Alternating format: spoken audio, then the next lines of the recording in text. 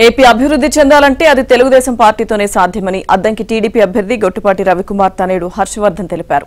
ఆంధ్రప్రదేశ్కు చంద్రబాబు, అద్దంకి గొట్టిపాటి రవికుమార్ సేవలు ఎంతో అవసరమన్నారు. బాపట్ల జిల్లా అద్దంకి మండలం గోపాలపురం గ్రామంలో తండ్రికి మద్దతుగా తనయుడు హర్షవర్ధన్ ఎన్నికల ప్రచారం నిర్వహించారు. ముందుగా గ్రామంలోని మహిళలు హర్షవర్ధన్ కు హారతులతో మహిళలు ఘన స్వాగతం పలికారు.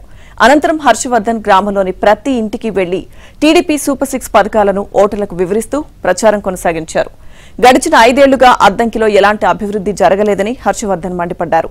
అద్దంకి అభివృద్ధి కోసం రాబోయే ఎన్నికల్లో గొట్టిపాటి రవికుమార్ ని భారీ మెజారిటీతో గెలిపించుకోవాలని హర్షవర్ధన్ పిలుపునిచ్చారు.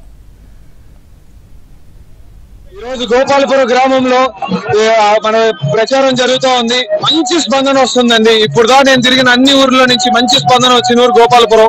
మంచి గుర్తు పెట్టుకుంటాను. ఈ రోజు తిరుగుతున్న సమయంలో పైన కొండపై నుంచి ఎన్నో సమస్యలు అండి, ముఖ్యంగా నీటి సమస్య గాని, ఇంటి సమస్యలు గాని, రోడ్ల సమస్యలు గాని ఏమీ జరగలేదు ఈ 5 ఏళ్లలో.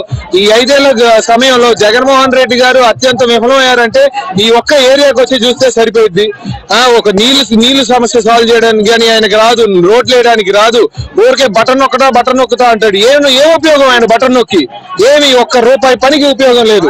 మంచిగా సైకిల్ గుర్తుకు ఓటేసి అఖండమైన మెజారిటీతో గొట్టిపాటి రవికుమార్ గారిని గెలిపించండి. మంచిగా అన్ని పనులు చేయించుకుందాం. అద్దంకి బాధ్యత గొట్టిపాటి రవికుమార్ గారిది, ఆంధ్రప్రదేశ్ బాధ్యత నారా చంద్రబాబు నాయుడు.